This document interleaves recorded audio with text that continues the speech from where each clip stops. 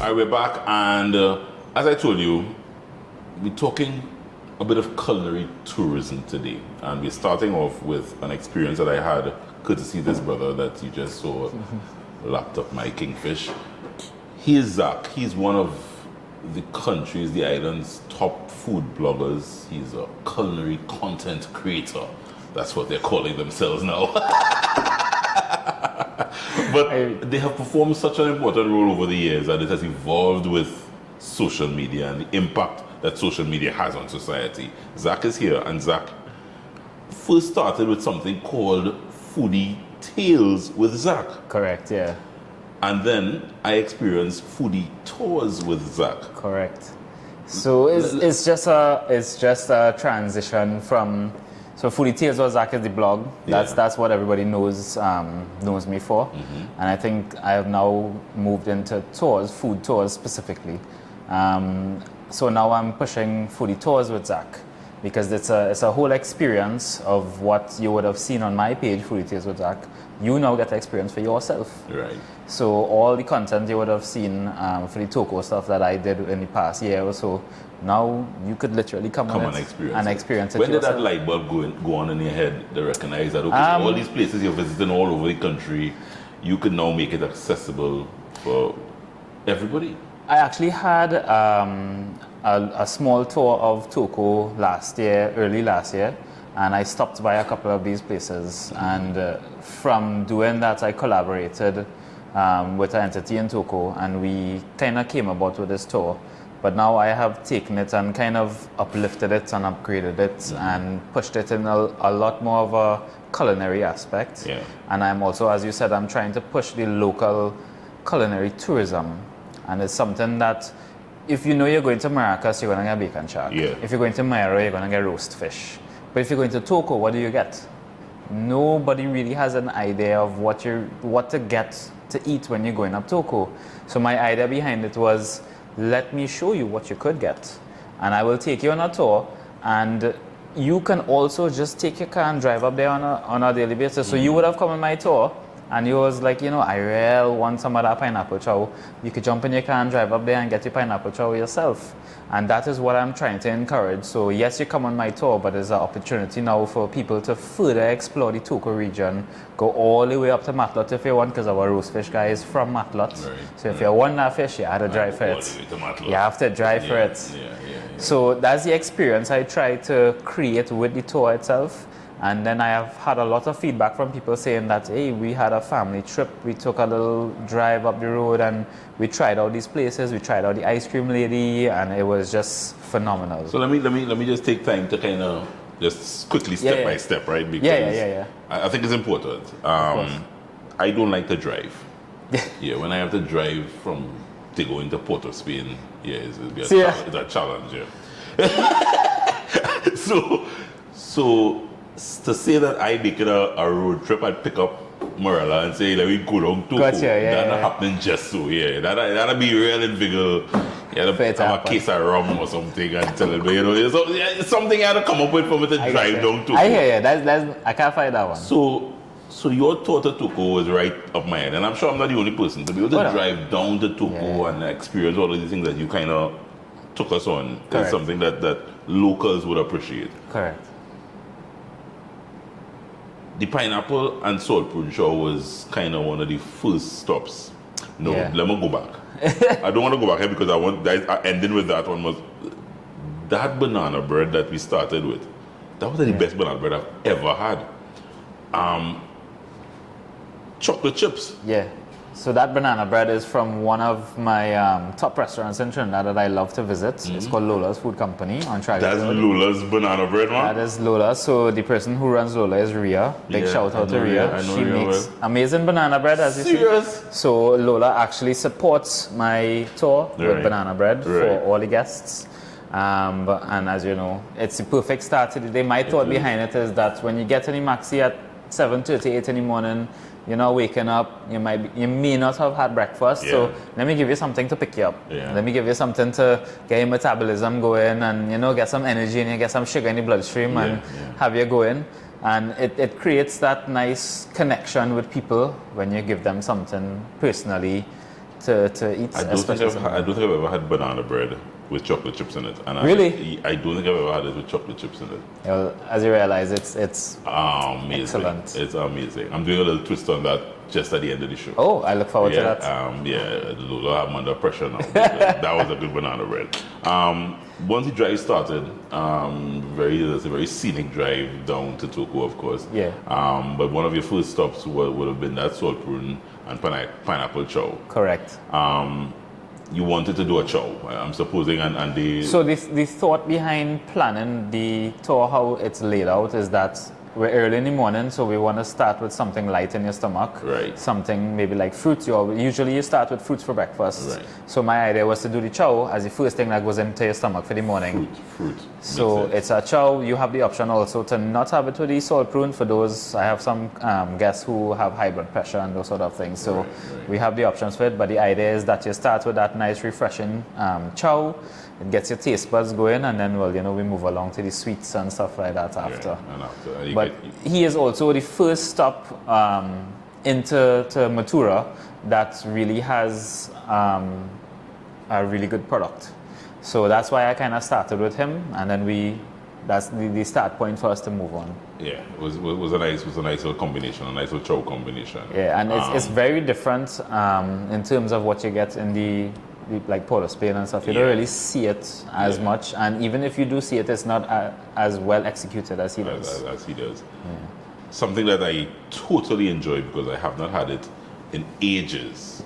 And I think because I'm a city boy, I don't think they do it around the Savannah as they used to when I was younger. Right. That's roast corn. Yeah. That roast corn stuff I appreciated so much because, as I said, it's something that I loved. Yeah. My father-in-law years ago used to do it on a little kind of, we used to call it, right? Coal pot. A little coal pot kind of vibes. Gotcha. But and that was years ago. So that Toko vibes of it was. So that is the original country style flavor that you get in Toko, and so. The guy that does that, his name is Rodney Figaro. Right. His place is called Figaro's Deli. Right. So he has the roasted corn, boiled corn, he has pehmi, pone, sugar cake, kurma, a variety. Yeah, I saw all those things, but just like the corn was there. So he had all, because he called it a deli. I love how he called it a deli. So he had all those little sweets as well. So he has all the little sweets, and then what's included with the tour is that you get a sample box of most of those sweets. So you get some fudge, you get some pehmi, some pone and stuff, and then he has for sale additional that from what we give you could purchase to take back. But his corn, vendors. Correct. So the idea behind it as well is to support the vendors and help give them a little push out there because they're all very small vendors. Yeah. The corn man lives right up the hill. Yes. Most of that corn, if not all, is actually grown in the back. It right there. Right there. So it's fresh corn that's coming downstairs straight on the grill. Yeah. So it's a great experience. You're supporting and working with these vendors along the way as well. Correct. Fantastic. What was the next stop after the corn? So after the corn, we have a Polori stop. Oh Jesus, that mash up there. Yeah. So the Polori mash up. Now, Polori is Polori. And then there is Polori down in Toko with sea breeze blowing, and the best. It was a tamarind chutney, I think. I think it was a tamarind. It was a tamarind chutney that you could have drink with some in a glass with ice. The tamarind chutney was that good. So that's where the trip starts to get a little heavier. Right. Where the food starts to get a little heavier. Yes, correct. yes. So you had to kind of pace yourself a little bit. So I usually want people pace yourself. Bring some extra bags. Bring some extra bags to pack your stuff to take back because Polori you could take home. There was no stopping with that Polori once you started. And then I regretted because we reached for lunch. The lunch stop, yeah. I ordered, what did I order? I think I ordered fish with, I don't think I did the cuckoo. I think I did the cuckoo. I forget, I did the cuckoo, and when Merla, as always, it was a Merla, so she did macaroni pie, and so we had a little bit of everything. Got to taste right. And that's Auntie Kate? That is actually her niece called Anisha. Right. She has a place right there called Seaside Flames. Right. So they're all family in that location, right in Balandra. And she makes amazing food, all country style food, kalaloo, cuckoo, red beans, so let's rice. underline countryside food. Yeah. I have not tasted a sweetan like that in terms of local Sunday lunch type of food in a long time. She focuses on great quality. Yeah. And that's what I like. Her ingredients are all but really good quality. The shadow belly down there different or something. Yeah. Right? You know, it's had to be so something down, growing down on that It's the side. oxygen in your brain and it amplifies your taste. But that's the only way I could You can convince describe myself it. that It tastes different, doesn't that it? it tastes, You yeah. ain't tasting that good Creole food in tongue, but you ain't tasting it, what you're tasting up there. now the flavors are there. You taste the ginger. You taste all the underlying flavors. It sends your taste buds wild. And you know what was the price of admission? We picked up lunch, and then we went down on the seaside. We went down to Weimar Beach. Yeah. Weimar Beach it is called. I never knew it was called Weimar Beach. He drops you off on the seaside. You take your lunch and you go on their benches, little rocks, and you sit down in front of the wide open ocean, sea breeze blowing all up through Everywhere. every crease and crevice in your body, and you are enjoying some of the best Creole food that you had. That was the price of admission. That was the price of admission. That was amazing. So we encourage everyone to bring their foldable chairs, their Folding collapsible chairs, you chairs sit and down. stuff. So you can sit down, as you said, there are benches there as well, but with the number of persons we have, we tell everyone if you have a small folding chair that could fit on the maxi, bring it, because you sit down. We have teams that come. I had some young ladies, as I call them. They came and they spread out. They had their chairs. They had a little setup, a little table setup, on kind of thing. They had their cooler, their mini cooler, and stuff like that. And they had a blast. They had an absolutely wonderful time. Yeah. From lunch, it was dessert, right? So after lunch we have, yes, and of course we have washroom stops along the way. Washroom stops along the way, yeah. So after Weimar Beach we have dessert by Miss Bess in an area called Lansnow. Yes. So Lansnow is actually where we now leave the east coast of Trinidad and we head on to the north coast. Right. So about, it's maybe about half an hour, 40 minutes away from Weimar Beach. So we stop by Miss Best. Now Miss Best is known in Toco for some of the most amazing homemade ice cream ever. Her flavors are all seasonal. She uses seasonal fruits. If you look at her backyard, she pulls the passion fruits from her backyard. Wow. She has guava in her backyard. So most of the fruits that she used comes from her backyard. No pesticides, no chemicals, no nothing. And you could taste that in the ice cream. Yeah. And she does it old school. She's a very old school lady. And her I don't know how she does it, if she still stands up with those old school ice cream pail and cranks. I saw the So she has one on display. I saw it. I don't know if that's what she uses, but she Wait, had that it. was hanging? Yeah. Nah, that's just a display one. That's a display? But I don't know if she still has that old school I one. think but so, man. That was proper long time ice cream. It's phenomenal. And then she has flavors like nutmeg, beetroot, and carrot, Right. as well as the traditional guava, soursop. Yes, and I that didn't sort go of thing. traditional. I actually went for the nutmeg, and I went for the ginger. Yes, she has ginger as well. Let me tell you. So there are things that I will drive back down to for. And that ginger ice cream is one of the things I Really? drive back down to. That is the most amazing thing. I've never had ginger ice cream. Yeah, before these Ginger ice trips I've cream is a never had thing. it. I never had ginger ice cream. I didn't know what to expect. And it was lovely, creamy, cold, and then it burned you a little. You got it, and then the creaminess cools it down. And then the creaminess cools And it then you back put up. the next scoop and it goes back up. It took your whole palate on a kind of lovely. I just loved it. And as I said, those are the things that we take for granted on this little tool island, because Correct. a little old lady all the way down the way Lansnow. in Lansnow. I can't find Lansnow. If they tell me go and look for Lansnow now, she is out of a little hut making some of the most amazing local ice cream, as he said, probably seasonal, but she has an array of mind-boggling flavors that you wouldn't think of. Correct. Right here in Sweet TNT. And I mean, you found them up and you kind of opened them up to the country. Yeah, I mean, a lot of people have known about her for a long time now. Yeah. But what I'm trying to do is also expose them to a lot more. Yeah. And as I said earlier, to just help push that culinary tourism up on that Toco side, because it's a small area. We have a lot of famous people come from that area as well, Keyshawn Walcott, etc. True. Yeah. So it's an area where I like to focus on because the quality is there, and I'm about the quality. So that was one of my questions. I mean, as I said, totally enjoyed the day. Thank you very much, as I said, for doing what you're doing there. Most welcome. And I'm seeing it's going. Yeah. Dates are out for August and yes, dates going are out. and it's going well. What drove this in you really? Because I mean, people who know you from your days on social media would know you from just going about restaurant hopping, covering food events. What drove this passion to do tours and push that culinary? I think it's the same from Foodie Tales, which is where I like to see people experience things that I have experienced and also enjoy it as much as I enjoy it. Yeah. And I can, even though I make content on social media and people reply to me and say, hey, this was so good, I went and blah, blah, blah. What I really enjoy the most is seeing it on their faces live. So when you stand up there and you put a first scoop of ice cream in your mouth and you're like, wow, Yeah. that brings a lot of joy to me. And I feel very accomplished when people are like, man, this tour was so amazing, I'm so happy.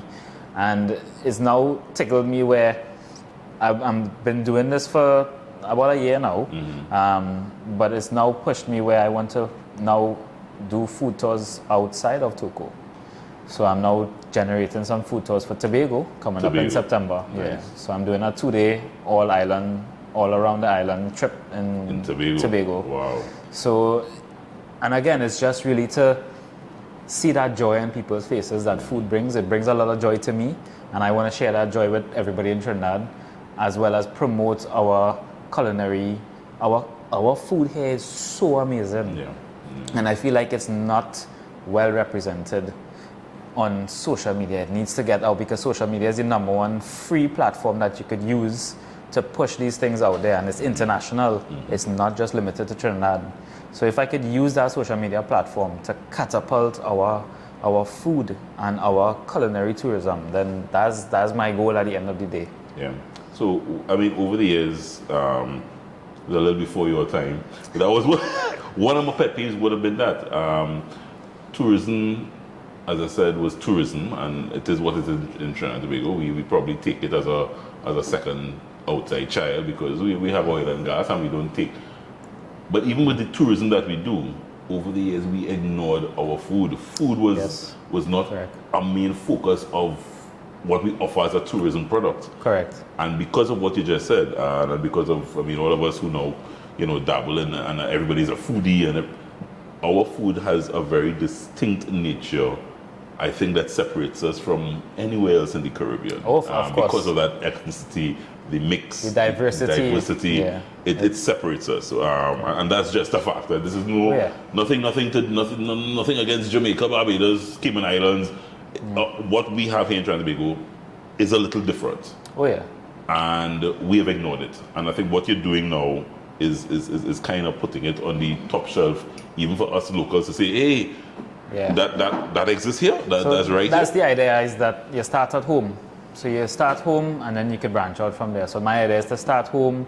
I push these tours to anybody, locals, international, but 90% of the people who come into are locals. Locals, I recognize And that. yeah. Congratulations, my brother. Thank you very much. This prompted in my head something that I've been wanting to do, and especially as Couple Joe celebrating 10 years, as we do things a little differently. We want to put conversations that matter on the table, break bread, have some good food, have some drinks, and talk about things that matter here in TNT and across the Caribbean. Culinary tourism is one of the things here in TNT that I wanted to bring to the table, and Zaak prompted this in my head to push the envelope because of some of the fantastic steps he is making in terms of playing his part and his role in this Togo food tours. It's now heading to Tobago based on what he's saying, and who knows where next. Zaak has big things planned.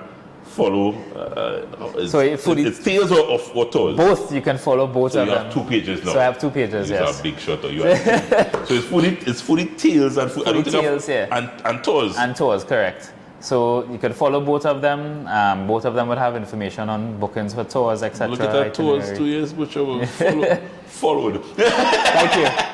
I didn't recognize it had a separate page. Yeah, so go and check them out, guys. Go and check them out, especially on Instagram, on TikTok, Yeah, every platform. on the TikToks and social. You're on Threads, Of course, you're on Threads now as well. Yeah, I am on Threads I as see well. up to date with the Yeah. on Threads.